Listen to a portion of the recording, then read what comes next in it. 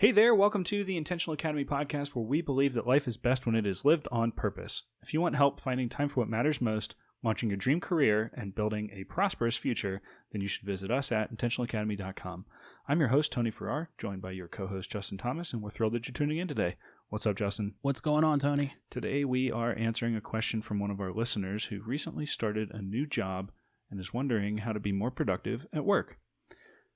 But before we get to that, we would like to invite you to join the Intentional Academy online community. It's free. We use an online forum called Discord that runs on desktop, web apps, and mobile to connect with each other and take action on what we're learning. We discuss the podcast, we answer questions, we swap a lot of gifts. More than anything else, we take the time to support each other as we try to live our best lives. If you'd like to turn this podcast into a dialogue and be connected to like-minded learners, then you should visit today's show notes at intentionalacademy.com/12 for instructions on how to join for free. It's time that people like us did this together. intentionalacademy.com/12. intentionalacademy.com/12. All right, Tony, we got a hot one. How can I be more productive at work? I think this is a really great question, especially as people are going through a really big transition. If you're an intern or a new hire coming fresh out of school in particular, you're moving from a life where you've been being told exactly what tasks to do, pretty much in exactly which order, and exactly when to have them turned in. And I think professional life looks a lot different than that, right? Usually it involves a lot of projects that have much larger objectives, much longer timelines, and you're stuck now for the first time maybe ever having to figure out how to break those down into manageable chunks and actually fit in what you're going to do today. And just as you start to gain some traction there, that's when all these one-off tasks start popping up that have to be handled too. And on top of all of that, it seems like it is an endless requirement for us that we have to report what we're doing and go to meetings and fill out paperwork and deal with the latest HR whatever. And then you sit down to focus and bink, something pops up because your teammates are communicating with you, and there's just all these distractions. It can be really overwhelming to move from school life into professional life. So I really get why they're asking that question. Yeah, you don't mean I have like a Monday, Wednesday, Friday cooler talk section from 8 to 9, and then I go, things like that. I can't map my day out like I did in college or anything like that. No, not quite the same. Yeah, Project 1 happens from 8 a.m. to 3 p.m. and that'd be a nice long break. Can you imagine working from 8 to 3 without a single distraction? Good God, I can't even talk about it. No, I have 2 kids. That just doesn't exist anymore. So distractions. That's life. Makes me think though. Back when I was like trying to write my dissertation and some of those other longer term projects where it was, what do I do? Well, I write. How long? 8 hours a day. And that was so hard, even when I did clear my deck and actually be able to work like that. And I remember back then I used to use a technique that I would work for an hour and I do these cycles. It wasn't actually an hour. I'd work 50 minutes, an alarm would go off, and I'd take a 10-minute break, get up, walk around the building, whatever. And that was really helpful for me on these longer grinds because you get into a bit of a rhythm. And it's like, I'm going to be productive for a little bit. I'm not going to look at my phone when it buzzes. I'm not going to deal with the pop-up. And then I'm getting a 10-minute break to do whatever I want with.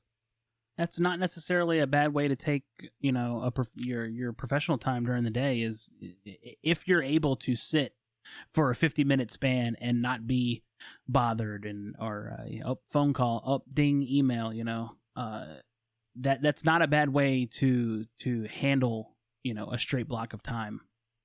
But yeah, when you have due dates and projects and exams on this day, and you have a way of getting evaluated constantly throughout that semester, throughout that class, and you know exactly how you're doing, versus transitioning to the professional world. And now here's this task.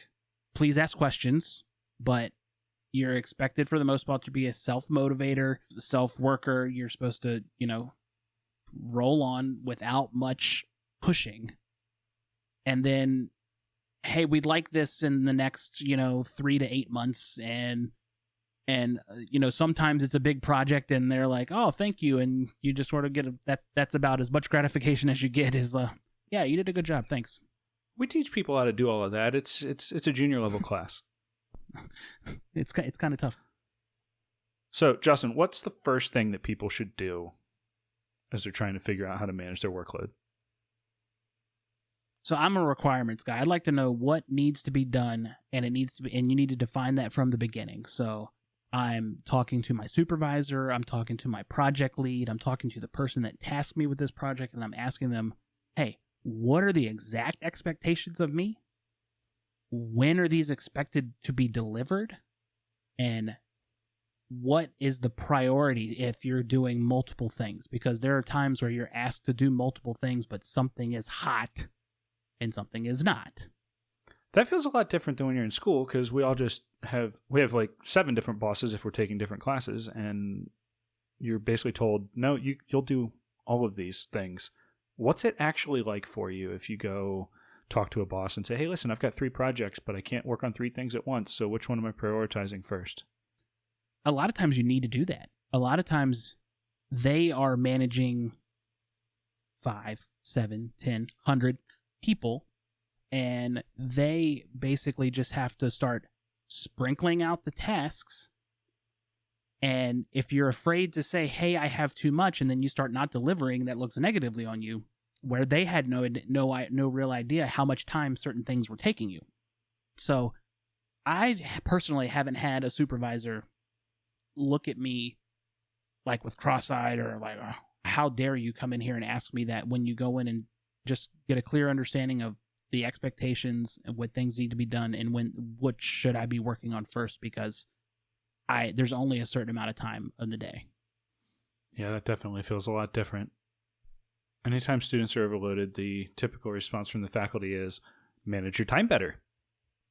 And it's kind of nice to move into the professional world where a lot of times the response actually is, sounds like there's a lot of things, why don't we shift some tasks around, or at least change, renegotiate when things are quote unquote due. What are the deadlines going to be? That's awesome. Exactly. It might not be too much work. It just might be too much work if you consider having to do everything at once at the same time.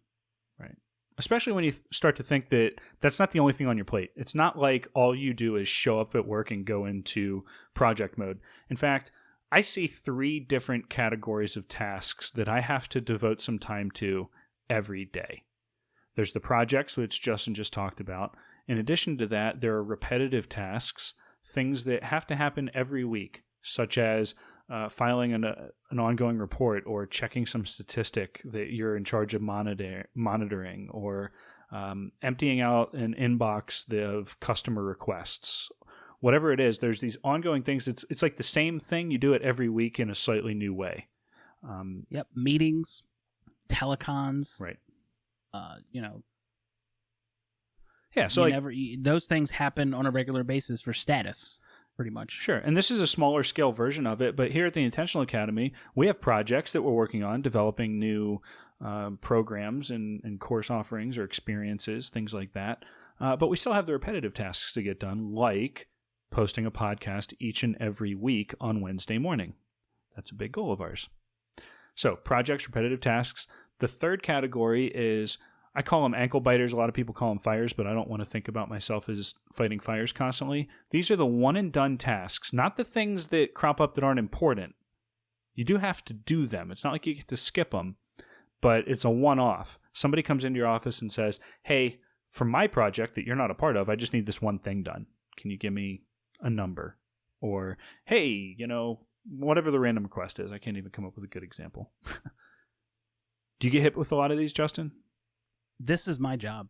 If I'm not on ship working, we are doing data calls. Hey, what do you know about X system? Or, hey, can you give me something I can put in this spec? Or, hey, can you write this other spec? Or can you come up with this test procedure? Or it's little fires that need to be taken care of, that are part of a bigger solution, a bigger project, but they're not they just come up. They just sort of happen, and you got to take them with a grain of salt, and you have to get them done while you're working on everything else. I think the big challenge with working on these one and done tasks is they usually do have the shortest deadline, and so they feel the most important. And so depending on your role, If you're constantly fighting fires or dealing with the ankle biter tasks and never getting to the repetitive tasks that you're responsible for or working on your projects, you can wake up later and realize that all you've done for the last month is answer your email and you haven't moved your projects forward at all. And so if you're in a position like mine where I've got a balance of all three of these, it's really important to block out some time each and every day for each of these three things. Work on your projects, work on your repetitive tasks, and work on the fires. But don't just work on one list until it's done. I actually keep 3 separate lists, and it has completely changed my clarity. And while you're at it, block those times according to your energy. If you can't think first thing in the morning until you've drank a pot of coffee after you get to your desk, maybe that's not the time to work on your projects. But it might be a great time to do a repetitive task that you've done so many times that you can do it without really thinking about it, or deal with some of these one-off ankle biter fire tasks that you can just kind of, half pay attention to. Me, I'm really a morning person, and so I tend to do my project work first thing in the morning before anybody is really around to bother me. I don't even check my email till 10 a.m. My first 2 hours of my workday, I'm doing something that's going to matter a month from now instead of something that matters this afternoon. And that works really well just because that's the way my energy works throughout the day. But by noon, I can't even think straight anymore. All I want to do is clear my email inbox, answer the 17 dings that went off on my phone, and then go home for the day. Yeah, a lot of people, the post-lunch drag where I've eaten and that the caffeine's starting to wear out and I'm starting to slow down, and that I'm the same way. That's when I will go and turn on that mandatory annual refresher training, or read those emails, or look over this document that somebody sent you for some input that really doesn't matter. Right. And it's okay to have those tasks. The waste would be to work on them when your energy's high. Save it for 4 o'clock in the afternoon when you're just watching that clock and trying to get out of there. That's a great time to do that stuff.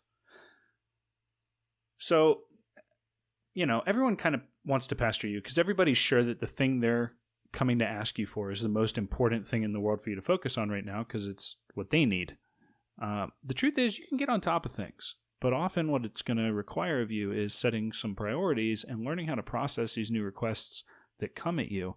And I think it's really important as you're transitioning out of school mode and into professional life to remember there's no grade. You're allowed to say no, you're allowed to negotiate deadlines, and you're allowed to shift around the order in which you work on things. So, how do you become more productive at work? Break your to-do list into 3 categories: projects, repetitive tasks, and fires, and dedicate a little bit of time each and every day. I want you to use all of your time intentionally to get the best output that you can produce for your company. At the same time, I want you to love what you do. So, taking advantage of how you feel throughout the day and what things you can do with and when helps you produce your best product, and understanding how much time you have and it reduces the amount of stress. Hey, Justin, do you love your job? Yeah. Why do you think that the fact that you love it makes you better at it? Because I wake up in the morning, I want to go. I want to go do it. I want to do it. It's not something that I dread when I wake up in the morning. I want to. I think it's a whole lot easier to see how to get things done if they're things you want to do. It's a great point, bud. We would love to support you for free as a member of the Intentional Academy online community. Head over to today's show notes at intentionalacademy.com/12 for instructions on how to sign up. Get connected with people like us and start moving forward together. We're talking about life, we're having fun, we're figuring out how to get the most out of our time, our careers, our money. Whether you're worried about working too much or getting a promotion, trying to tackle your student loans, we're here to help at intentionalacademy.com/12. And we can't wait to see you there, intentionalacademy.com/12. So tune in next week, and we're going to answer one of the most common questions that we get asked. Is it smart to pay off your student loans early? This show is here to support you If you have a question that you'd like us to answer, head over to intentionalacademy.com/podcast and shoot us a message. If you found value in this episode, leave us a review in your podcast app of choice. Don't forget to subscribe so you don't miss a thing. We share bonus episodes with our subscribers every week or so, and you won't hear about those bonus episodes any other way. And then lastly, please share this episode with someone you think could use the information we talked about. Thanks so much. Have a great week. Yeah, have a good one.